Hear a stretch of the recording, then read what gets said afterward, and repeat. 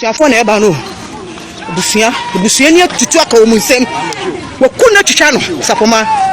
Wakuno no watwitwa ne biom. Adan. Wakuno twitwa no atusuo mu eyi ne bema. Oye ni pabone di. This is sister na ko no. Sapoma oso wo suadro kwa na ye frɛ no. Osidaji oni pabone ni. Well, Ubrankasa. Oh, Sapoma, this is the new. This is the new suno ko body no. Ye twitwa ni nua bemo ko hunkra. What mean Jane na so ko yi a. Papa ni fie na jada ho no. Youth no mo wo bedi asinombuofu. Nti ende. Ena hanya asam ketewa. Omobuofu papa youth ni buofu. Ti ena de Sapoma. Ah, me sa update why. Ano hiva no mo hu moja. So so aye tinye so onye soje ni ankasa na mu aso ye adwuma wo keke electrician se mesio se dey when information nya anya clear nti eno no agya de fie nim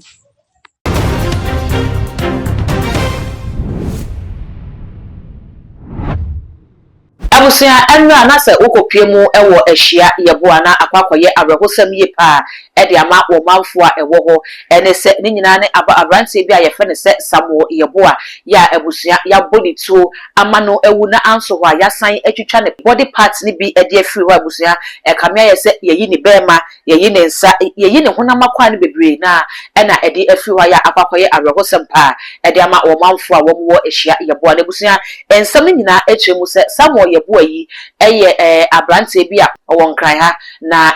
oye n'adwuma ewo bema camp se electrician entina obehwa alleged ne bi trese oye soja ni na so entremu ne trese oye electrician ewo bema camp entene woni asojafo a ene namo anesa na so mpenifo se wo fin hu so ne bi a ena yede no anem tene Samuel yeboa yi enamo a esan se wo asojafo aka tentene asojafo uniform yi ene wo mpabo na wa hyentene papa soja ene emrane a yede bono ntiwe ena wotu kwan free enkran a woni ne yere ne mamiensa ene ti wa ha no kopie mu ewo ne krom ya eho ene ye ehia yeboa no na abusuan ne krom ho no o side chick bi ewo ho na enteya kokosha ho sarate se woni side chick no ena ehwebo a na abusuan wei ena ne side chick ne so ewo adamfo ya adamfo no edi Amina ena side chick edi ma Samuel yeboa no wono so edi Deborah eti Samuel yeboa ena yakuno no ena Deborah no eye Samuel yeboa no ya wo ye ne side chick ena Deborah no adamfo edi Amina na Amina no ena wo iPhone ena one guy bi a owo ehia yeboa honom ya ne dia woje so eni Kofi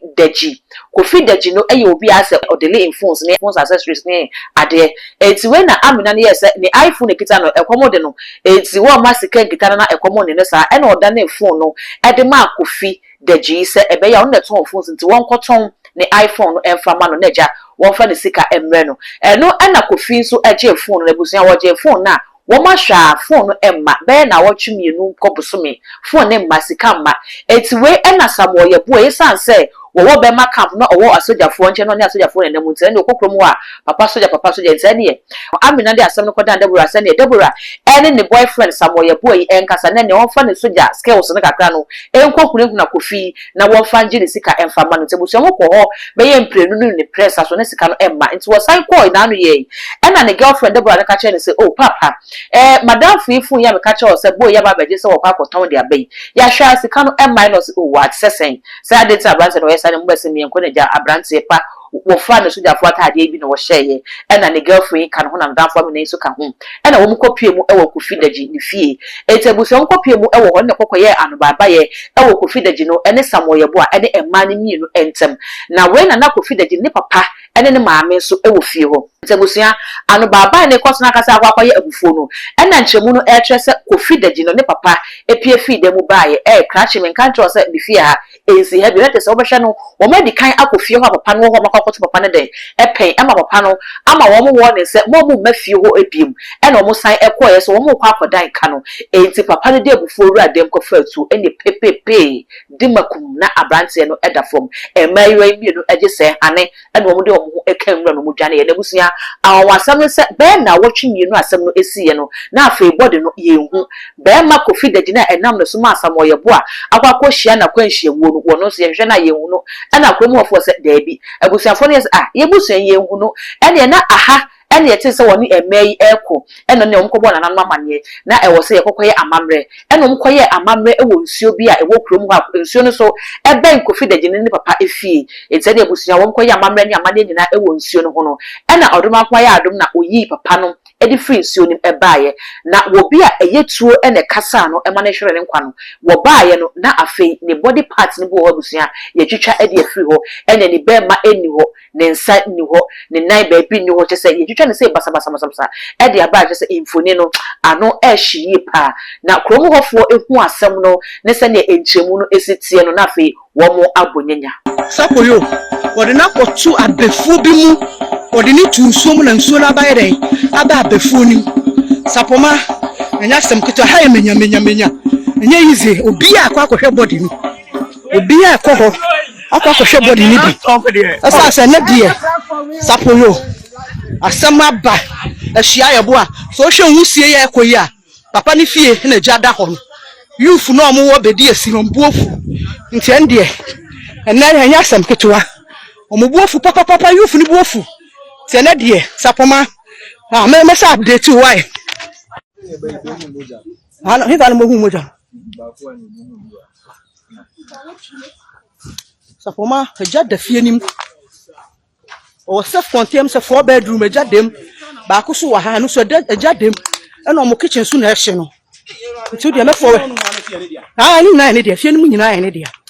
we within sapoma wo kunipa we are breaking news we kunipa soja ni de menyanti ni dinye but according to sources so ayet ni so onye soja ni ankasa na mu aso ye adwuma wo keke electrician se mensi o se den when information ni nya anya clear nti eno no eja de fie nim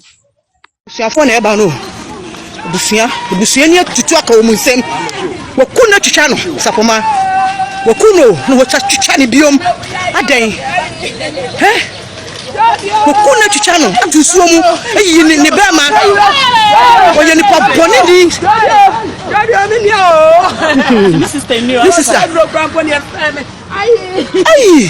this sister na eko no sapoma so wo suedro kwa na ye frɛ no osidejo ni pa boni ni wo brankasa oh sapoma this sister na esu no ko hwe body no ye twitwa ni nua bemo ko hunkura ontimi ngira ne na so nsam betwem se biom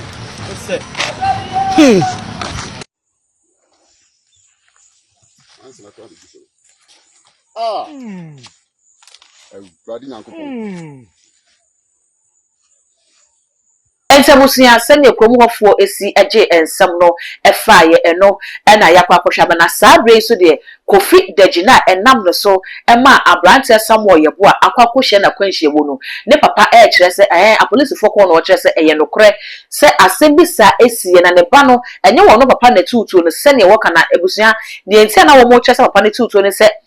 papa na ire na wo fie ho that time assembly see no it's a police for call na papa na ire na bo police for na man say ni kunu no e na tutu papa na say da bi wo no enyo na tutu na mum eye ne ba na so sabredi wo hu ne ba na baby a wa fa it's police for egusu a eye asem no mu enhwehwemu ntan na egusua baby a abrante ni picture yi na eda screen so baby a wo hu ne bia no hu ne say a police for hwehwe na anyambra nsam ya wadi ewo ahia no wako akwakoyi ne ho anabusua mesre se ubegya wo comments we no akwakoye arehosem pa ede ama amanfo a wo wo ahia na ubegya wo comment e wo comment section ho ede ama me all the social media handles no too much gh also subscribe like no wa share na foforo so enye bia hwemidin ede dark gold macro